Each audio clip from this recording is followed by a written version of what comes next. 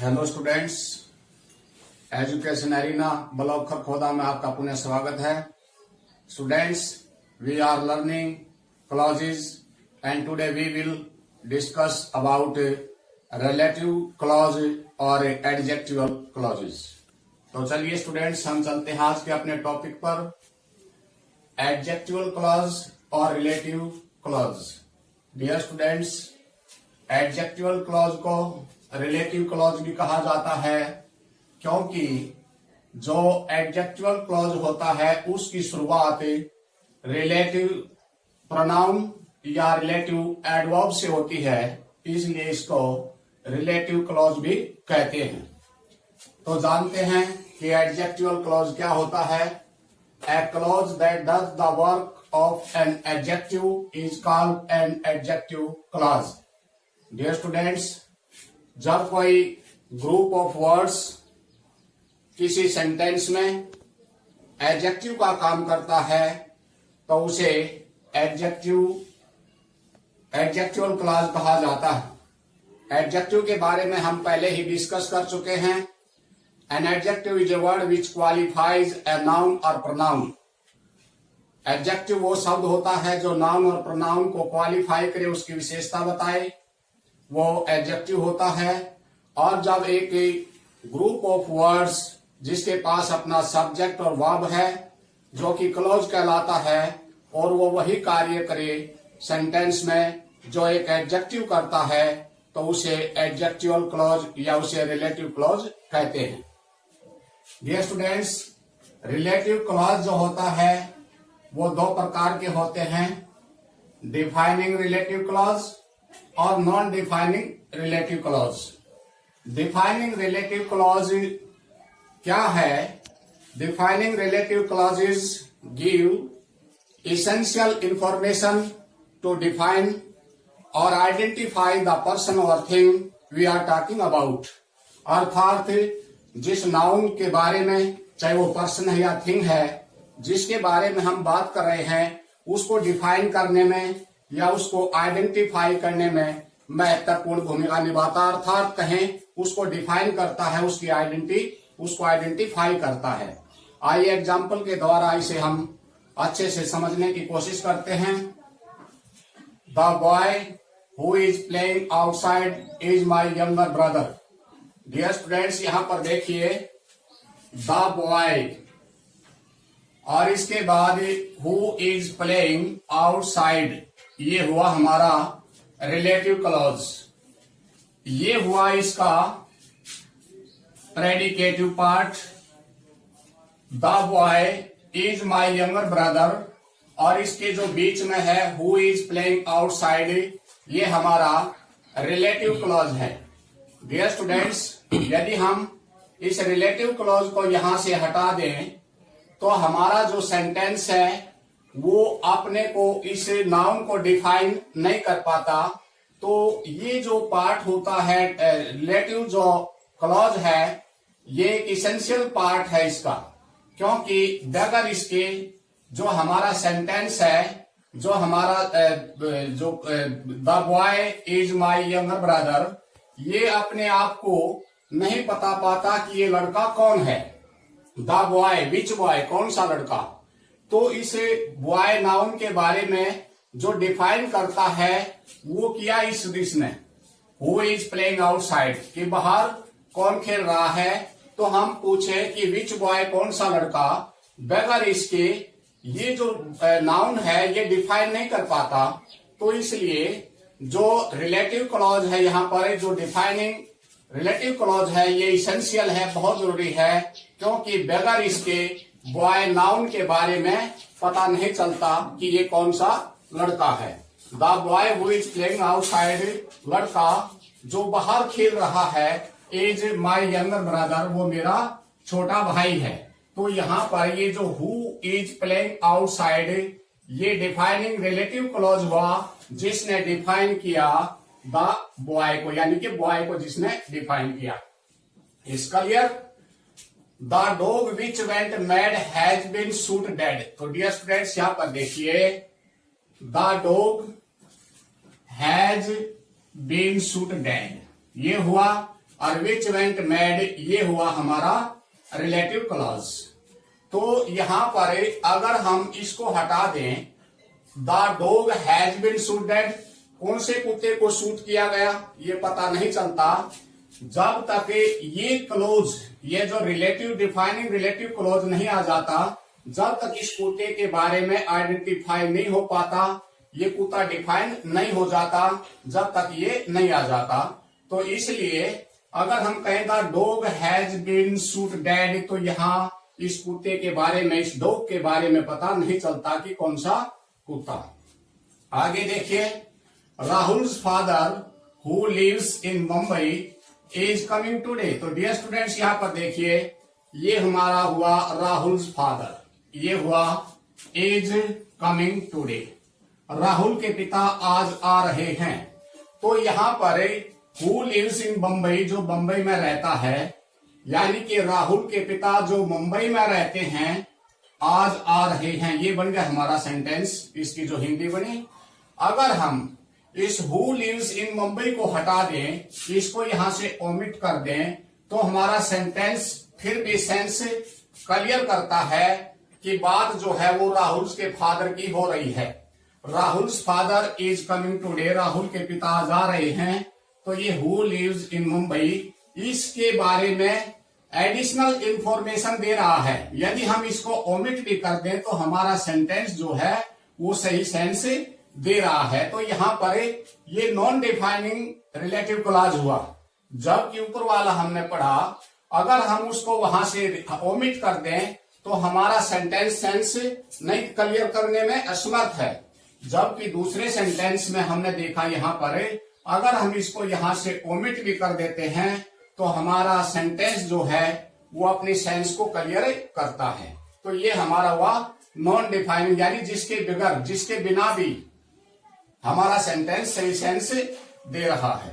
Next चलिए, his new house which is very big has no ventilators. Dear students यहां पर देखिए, ये हाउस हमारा नाउन हुआ, विच इज वेरी बिग ये हमारा रिलेटिव क्लॉज हुआ, हैज नो वेंटिलेटर इसका प्रेडिकेटिव पार्ट हुआ इसका।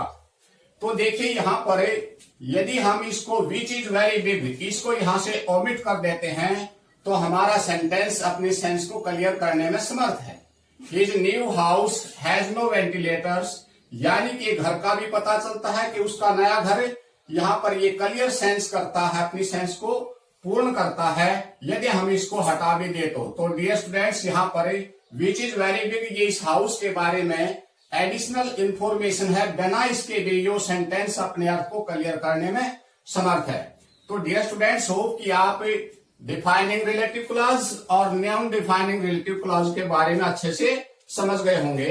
अब इसकी एक पहचान देखिए, यहां पर हमने देखा जो डिफाइनिंग रिलेटिव क्लॉज होता है उसमें कहीं पर भी कॉमा नहीं है, जबकि दूसरी ओर हम देखते हैं जो नॉन डिफाइनिंग रिलेटिव क्लॉज है उसकी शुरुआत में भी कॉमा होता है और उसके लास्ट में भी कॉमा होता है। तो यहां भी ये कॉमा हुआ, तो ये इसकी पहचान है नॉन डिफाइनिंग रिलेटिव क्लॉज की। अब बात आती है डियर स्टूडेंट्स कि हम कैसे पहचाने कि जो सबऑर्डिनेट क्लॉज हमने पढ़ा था 3 प्रकार के होते हैं, नाउन क्लॉज, एडजेक्टिवल क्लॉज और एडवर्बियल क्लॉज।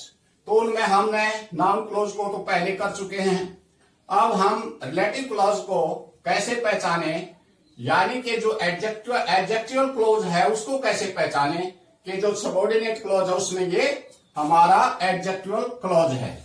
तो डियर स्टूडेंट्स यहां पर देखिए, यह क्लॉज रिलेटिव प्रोनाउन हु जिसका मीनिंग जो या जिसने, हुज जिसका जिसकी, हुम जिसको जिसे, विच जो, दैट जो, या रिलेटिव एडवर्ब वेयर जहां, वहन जब, वही, जिस लिए। तो डियर स्टूडेंट्स जो रिलेटिव क्लॉज होता है, जो एडजेक्टिवल क्लॉज है, वो जरूरी है कि किसी रिलेटिव प्रोनाउन या रिलेटिव एडवर्ब से शुरू होगा, और वो जो रिलेटिव प्रोनाउन और एडवर्ब है वो जैसे उसकी साउंड जैसे शुरू होनी चाहिए। अगर वो जैसे साउंड दे रहा है तो वो समझिए आपका एडजेक्टिवल क्लॉज है। दूसरी देखिए पहचान, रिलेटिव क्लॉज में रिलेटिव प्रोनाउन या रिलेटिव एडवर्ब से पहले उसका एंटीसीडेंट कोई नाउन या प्रोनाउन होता है। डियर स्टूडेंट्स, इसमें जो आपका रिलेटिव क्लॉज है और वो रिलेटिव क्लॉज जिस भी रिलेटिव प्रोनाउन से या रिलेटिव एडवर्ब से शुरू होता है उसके पहले, ठीक उसके पहले कोई नाउन या प्रोनाउन होती है जिसको वो डिफाइन करता है। नेक्स्ट चलिए, it answer the question which person और विच थिंग। डियर स्टूडेंट्स, हमने नाउन क्लोज के बारे में पढ़ा कि वर्ब के साथ जो प्रिंसिपल की क्लॉज है उसके साथ व्हाट लगाने से जो रिप्लाई देगा दूसरा क्लॉज सबऑर्डिनेट, वो नाउन क्लोज होगा। लेकिन यहां पर देखिए, ये आंसर देगा आपको विच पर्सन या विच थिंग, यानी कि कौन सा पर्सन या कौन सी चीज। यदि आप इससे पर्सन पूछोगे तो आपको जो रिप्लाई मिलेगा वो एडजेक्टिवल क्लॉज या रिलेटिव क्लॉज होगा। चलिए आगे चलते हैं, एग्जाम्पल द्वारा इसे और भी क्लियर करते हैं। I know. डियर स्टूडेंट्स, एक clause the boy, I know the boy clause हुआ। हु स्टॉल यूर बुक, एक क्लॉज ये हुआ। ये हमारा हुआ रिलेटिव क्लॉज जो कि बॉय नाउन को क्वालिफाई करता है। देखिए स्टूडेंट्स, हमने बताया कि रिलेटिव प्रोनाउन या रिलेटिव एडवर्ब से पहले उसका एंटीसीडेंट, उसका पूर्ववर्ती कोई नाउन होगा, तो यहां पर ये बॉय एक नाउन हुआ। अगर हम इससे पूछें विच बॉय, कौन सा लड़का, तो यहां पर आंसर आया जिसने तुम्हारी किताब चुराई। तो डियर स्टूडेंट्स, ये क्लियर हुआ कि हु स्टॉल योर बुक, ये हमारा हुआ एडजेक्टिवल क्लॉज। नेक्स्ट सेंटेंस पर चलते हैं, ब्रिंग मी द बुक। तो डियर स्टूडेंट्स, एक क्लॉज हमारा ये हुआ which is laying on the table, ये हमारा हुआ रिलेटिव क्लॉज। ये जो है which is laying on the table, ये जो सारा का सारा जो क्लॉज है, ये क्लॉज डिफाइन करता है बुक को। बुक के बारे में बता रहा है कि कौन सी बुक, विच बुक, जो मेज पर पड़ी हुई है। तो डियर स्टूडेंट्स, विच बुक लगाने से हमें आंसर मिला कि वो किताब जो टेबल के ऊपर पड़ी हुई है। ये भी क्लियर हुआ। Next, I know the place where he lives. Dear students, I know the place, ये हुआ हमारा एक क्लॉज। दूसरा हुआ वेयर ही लिव्स, ये हमारा हुआ रिलेटिव क्लॉज। और इसने किसको डिफाइन किया, वेयर ही लिव्स, जहां वो रहता है। तो विच प्लेस, कौन सा स्थान जहां वो रहता है। हम विच लगाकर के इससे पर्सन पूछे तो आंसर आया वेयर ही लिव्स। तो डियर स्टूडेंट्स, इस सारे क्लॉज ने डिफाइन किया प्लेस को। प्लेस एक नाउन है और जो नाउन को डिफाइन करे, नाउन की क्वालिफाई करे, वो एडजेक्टिव होता है।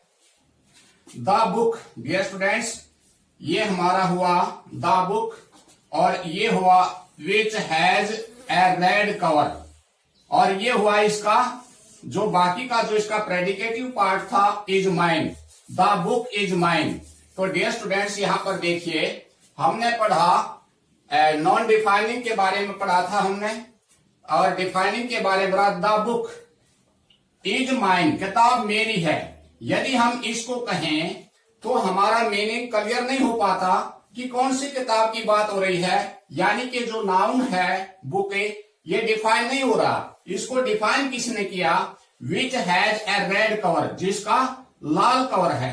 तो dear students, which has a red cover, ये हमारा हुआ रिलेटिव क्लॉज। कौन सी किताब जिसका कवर लाल है। तो डियर स्टूडेंट्स, देखिए कई बार बहुत सारे सेंटेंसेस आपको ऐसे मिलेंगे जहां सब्जेक्टिव केस यहां होगा, बीच में रिलेटिव क्लॉज होगा और लास्ट में उसका प्रेडिकेटिव पार्ट होगा। तो क्योंकि ये तो द बुक केवल एक नाउन है, और जबकि हमने पढ़ा था कि क्लॉज के लिए किसी नाउन का और वर्ब का होना जरूरी होता है। तो द बुक एक आधा पार्ट, इसका सब्जेक्टिव पार्ट यहां है और प्रेडिकेटिव पार्ट यहां होता है। तो क्लियर है ये भी। The girl whose lunch box has been lost is weeping. तो डियर स्टूडेंट्स, देखिए द गर्ल सब्जेक्ट हुआ, whose lunch box has been lost, ये हमारा हुआ रिलेटिव क्लॉज। इज वीपिंग, ये इसका प्रेडिकेटिव पार्ट, यानी कि इसका आधा हिस्सा प्रेडिकेटिव पार्ट यहां पर है। तो whose lunch box has been lost, जिसका लंच बॉक्स खो गया है, ये इस सारा का सारा जो क्लॉज है, ये इस गर्ल को डिफाइन कर रहा है। कौन सी लड़की? विच गर्ल, जिसका लंच बॉक्स खो गया था। नेक्स्ट चलिए, a lady who wrote this novel is coming to tea today. The lady, तो डियर स्टूडेंट्स यहां पर देखिए द लेडी, और यहां पर रहा इसका predicative part is coming to tea today. तो ये बीच का जो बचा ये हमारा हुआ रिलेटिव क्लॉज, यानी कि कौन सी लेडी? जिसने यह नॉवल लिखा। तो हु रोट दिस नॉवल, इस क्लॉज ने इसको डिफाइन किया लेडी को, तो यहां पर ये हमारा हुआ relative clause. God help those who help themselves. Dear students, God help those, एक हुआ हु हेल्प देमसेल्व्स। तो डियर स्टूडेंट्स यहां पर हु हेल्प देमसेल्व्स एक रिलेटिव क्लॉज है जो कि प्रोनाउन दोज को डिफाइन कर रहा है। तो होप स्टूडेंट्स रिलेटिव क्लॉज के बारे में आप अच्छे से समझ गए होंगे, और ये एक बहुत ही आसान क्लॉज है। इसको आइडेंटिफाई करना बहुत ही इजी है। तो होप कि आप इसको अच्छे से समझ गए होंगे। Thank you.